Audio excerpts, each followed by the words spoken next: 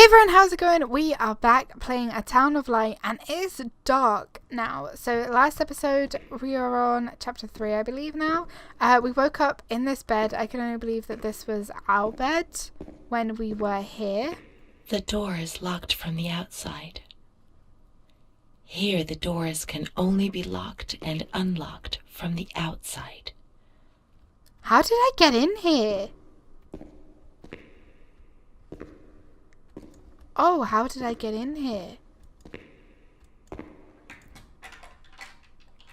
Hello?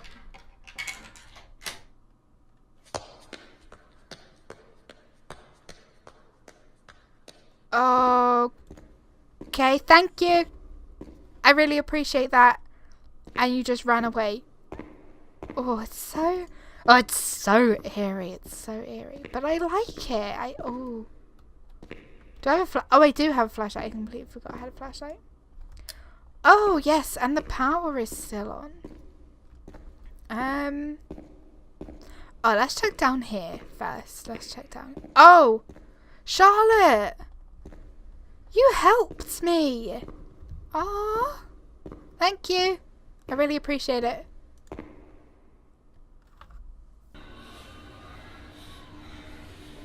Oh, can I walk? Oh, I can walk.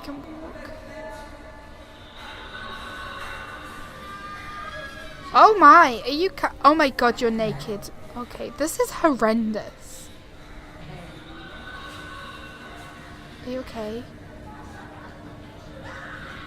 Oh no, you've got my doll. Oh, this is not gonna end good.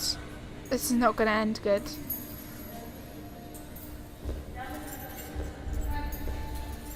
Don't bash her into a wall. She's fragile. Where'd he go? Oh no, he's gonna take me to the shower. Charlotte, kill him.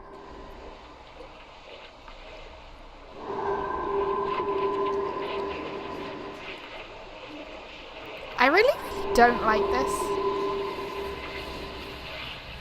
Charlotte, are you in here?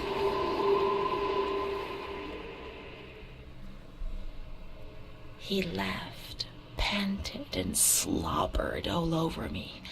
It hurt me when he touched me. I'd suddenly split open with a loud crack, and I would be shattered into pieces.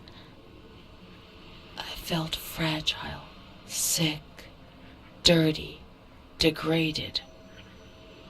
All I could do was clutch Charlotte tightly while Renée obeyed.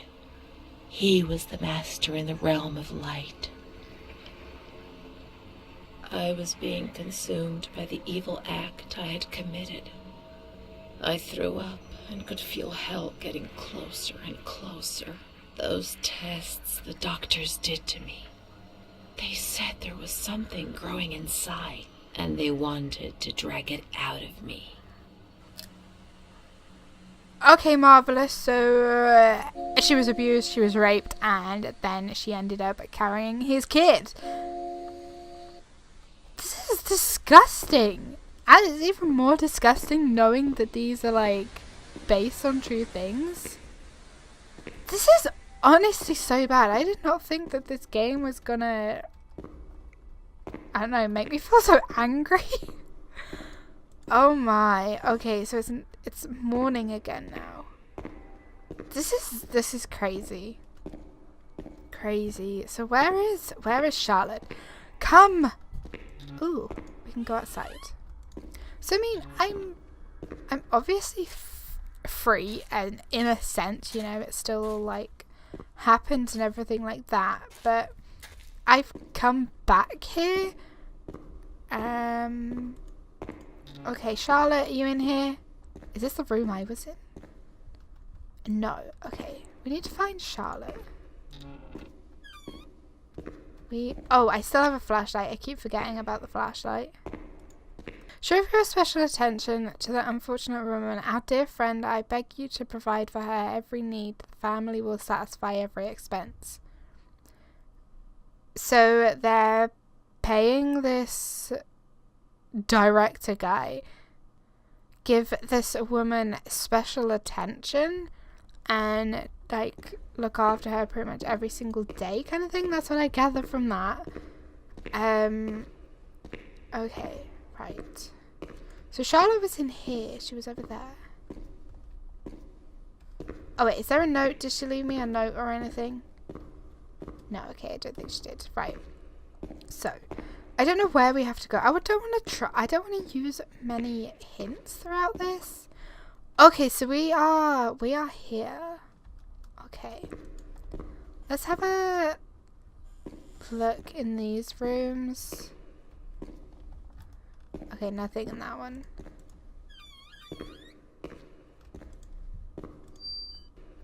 Okay, right. Dear Director, I've been working at this institute for 5 years. I'm a simple person, I'm not educated, and I feel embarrassed about writing to you. I always try to look on the bright side, but sometimes we are called upon to do difficult things. That's our duty, and I will understand and accept it. There's no alternative. However, I have decided to write to you because something is happening which is simply unacceptable. I am well aware that there is someone among us who devotes too much attention to the younger female patients who are confused. The serious nature of this fact has compelled me to write to you. I am certain of your indignation and of the measure you will adopt to solve the problem. Please accept my warmest regards and respect. Okay, so somebody knew that this guy was abusing the younger, more unstable, I guess, patients. I do see that there, but I'm just gonna have a look in the rest of these. Okay, that one's locked. Okay, right, let's collect this. Okay, 2 out of 8. 2 out of 8. Oh, these ones are all at the end. He felt accused, hurt. I chased him away. I insulted him. He was proud, handsome. He said things about me to other people, which he shouldn't have said. Mother caught me coming home drunk. She beat me and sent me to speak to Don Gino every day. He came back and tried to speak to me. I think he liked me. Sometimes I sent him packing and I started shouting at him, but other times I embraced him. I held him tight and loved him. But he couldn't bind himself to me. I was 16 and ill. I had no future. I didn't get out of bed for weeks. Then I did things I was ashamed of. I slept with men. The guilt tore at my soul, and the light came back to torture me. I invented stories to justify my actions. I couldn't bear my own weight. Mum found out about it. Her voice split my head. I pushed her away because I was afraid of dying, and I shouted to the whole world what was happening to me, and that I didn't understand. The police arrived, and they carted me away. I remember the onlookers shaking their heads. They would be better off without me, cleansed of shame, with something to talk about for a while. Okay, so is that what made her end up here? That whole scenario? Did I come from this way? Oh, this is the bathroom. Yes, okay. So we come from this way. So I don't know what to do. I don't really want to use a hint. I feel like I might try and find Charlotte. Ooh, wait, what is in here? Spare pillows. Okay, nothing in here. Oh, this is the room. Okay, this is the room. This was our room. Nothing in there. She stayed with Renée during those terrible medical examinations, and that gave her the strength to survive. Okay. Right. So let's go down here and we will we'll go to the observation thing, see if we can actually get through here now. Okay, that's locked. No, okay, this is locked as well. They went to the gynecology ward on the upper floor. Okay, we can tell where this is gonna go. No, okay. I really, really don't particularly want to. Hello?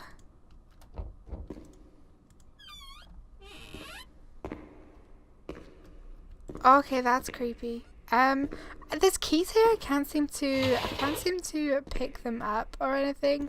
There's also just like cigarettes and matches in there that I can't seem to pick those up either. So, oh my, I really don't want to go over there. Okay.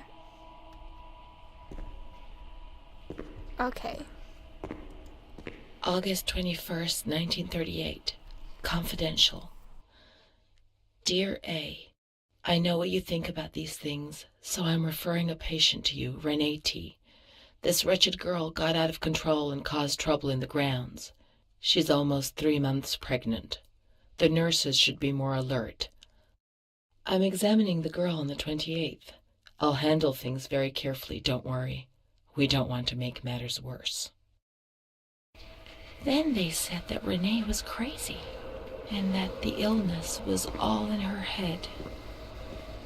Careful, little girl, careful. I was scared, and I didn't talk to anyone about the illness. Only her.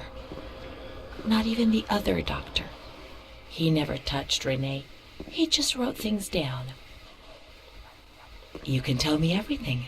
Don't be afraid, he said. Everything's going to be fine. Do you want to know what I'm writing? I note down what I observe in you, everything I see. He didn't hate Renée. He tried to help her, but he rarely examined her in those small surgeries. Okay. New chapter 5. The way she talks about I think I am Renée, but at the same time I feel like she's talking about herself in like the third person, so I feel like I am not her at the same time, but I'm pretty confident that I am her. The doctor who wrote things down was in Surgery C. Okay, A, B, and C. Oh god.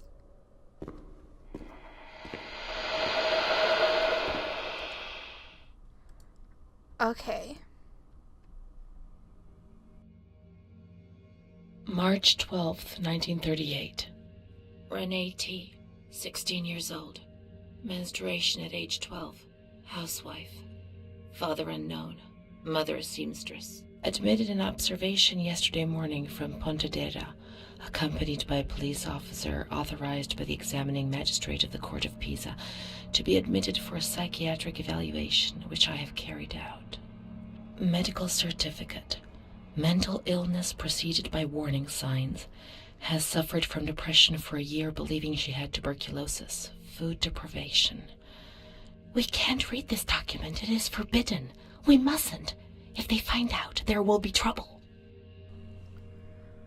Okay.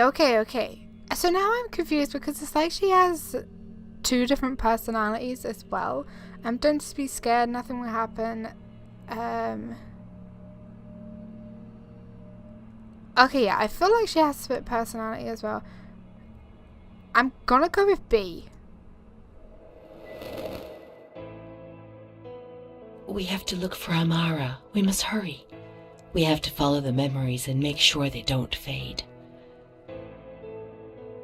She is frightened, hears noises and ghosts, presents serious signs of anxiety psychosis, suffers from hallucinations. She is anxious, confused. Her expression is distressed, a questioning look as if terrified, disoriented. She feels confused, hears voices shouting in her head. She doesn't understand things properly. She has been feeling unwell for 2 or 3 months. When questioned, she replies, "My mother wants to hurt me. I am always scared of her. She chases me." "Why are you here?" "I argued with my mother and was so upset that I felt like my head was spinning. There was a woman there who wanted to force me into a life of prostitution. They wanted to condemn me to be burned at the stake. Children whispered, called my name." March 16th.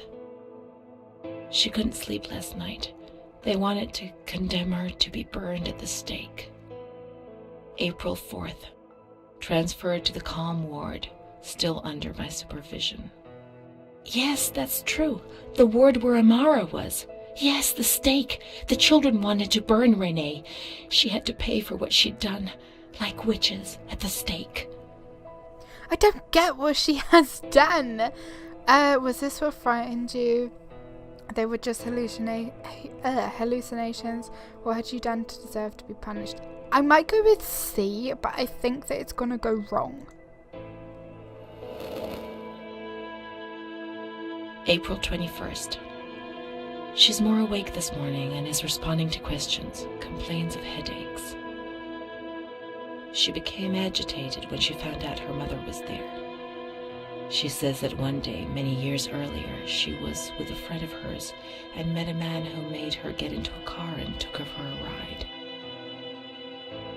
He made her smoke cigarettes and drink liquor, and the man showed her certain things. He tried to hurt her and made her go crazy.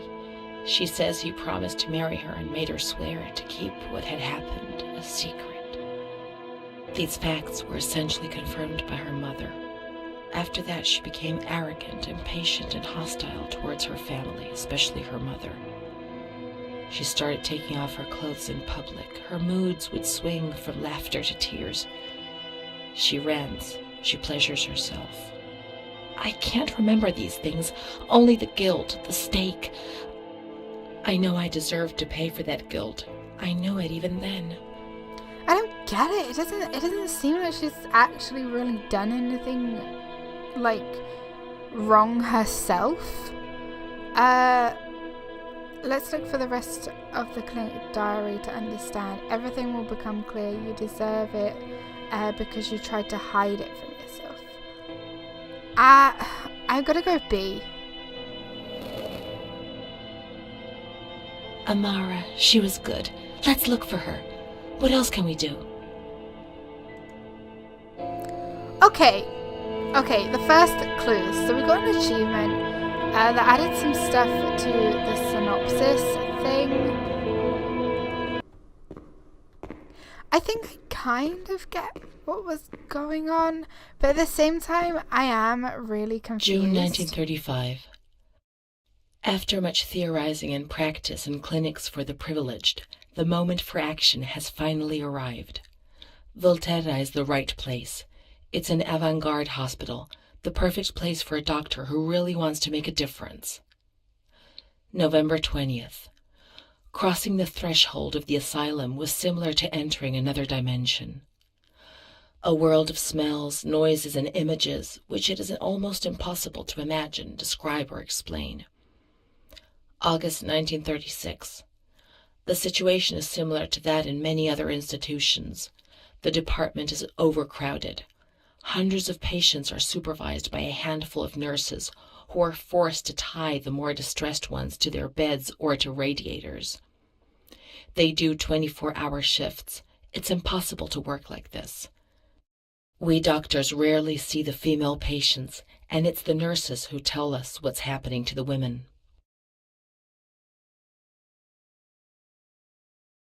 The overpowering stench in the wards, the constant din of shouts and voices that are barely recognizable as human, dirty, naked bodies devoid of any dignity. The lunatic asylum gets under your skin and wears you down. I often consider resigning. I feel useless, impotent, a sort of merciful jailer. a mercy that helps no one and only helps to ease my conscience. March 15th, 1938. Dramas are played out before my eyes every single day, and I try to distance myself from them and just do the best I can. But a girl arrived some days ago. I couldn't avoid her gaze. All she asked in her dignified silence was not to be ripped away from her world. And me. I'm old enough to be her father, the father she never had, who didn't want her, who rejected her without even knowing her. I, too, refused what she asked me. I couldn't do anything but add my signature and consign her to hell. A danger to herself and to others, and a cause of public scandal. This was what was written on the accompanying note from the police headquarters. It was difficult not to agree with it. How much more violence must this poor girl be subjected to? Her gaze is so intense, so far removed from the carefree nature which should be the joyous hallmark of her age. I cried myself to sleep in my solitude. I kept thinking about those sad and frightened eyes staring at me. Okay. So this doctor who was in, I think this is the, I'll get that in a minute. This one, oh yes. Oh, this one is surgery B. So let's grab these. My name is Renée. They told me that I have to write this diary, but I don't feel like it. It's not true that I feel better when I write. Actually, it's worse. I was a shy girl, and I just wanted to be like the others. But that's not what happened. No. I did things that, when I think about them now, eventually brought me here. Everything started with that damned light. It happened for the first time when I was still a little girl. I was 6 or 7. I was walking outside school when suddenly the noise started to melt into an indistinct rumble. The light increased out of all proportion and everything lost its meaning. I could no longer recognize anything. Objects, people, words, not even myself. I felt fear as a physical sensation. It prevented me from moving, from swallowing, from breathing. After God knows how long, everything went back to normal, but a new fear replaced the old one. Different but terrible, of the light coming back. And it did come back. Okay, so we're all up to date on that. I don't know where should we go next? Where should we go next? I've been in here. I've been in there like 3 times. The grounds at the back of the hospital, and then down to the kitchens. Oh, the kitchens. Oh, okay. So so Charlotte is okay. Charlotte's okay where she is she? The grounds at the back of the kitchen. This is the road we used to take. If it weren't for her, in the grounds on that bench in spring, so many days.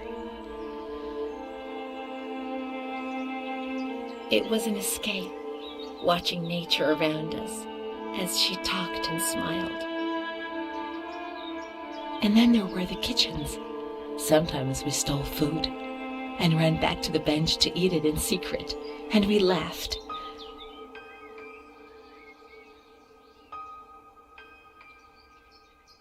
She did things to me. Sometimes she touched me. In the shower, I felt her body against mine for the first time. It was a shiver that warmed my soul. Eyes closed, the light slipped away. All right then. Okay. So that was added to the synopsis. I guess it's just another part of our memories. So Amara is the woman who we got really close with. in more ways than She one. wasn't in the system. He wouldn't let her in. That's it. She must be the key to my memories, to the reasons why. Okay, right, yeah. So she was our friend in more ways than one. That must have been the bench that they sat on. I'm going to leave this video here. Thank you guys so much for watching this video, and I really hope you continue to like this series. I hope that it will load me back up here. We just hit chapter 6. So we need to go out back, which I am pretty sure is down there because that's the bench. And we need to go to the kitchens. So, and maybe try and get some more memories of Amara.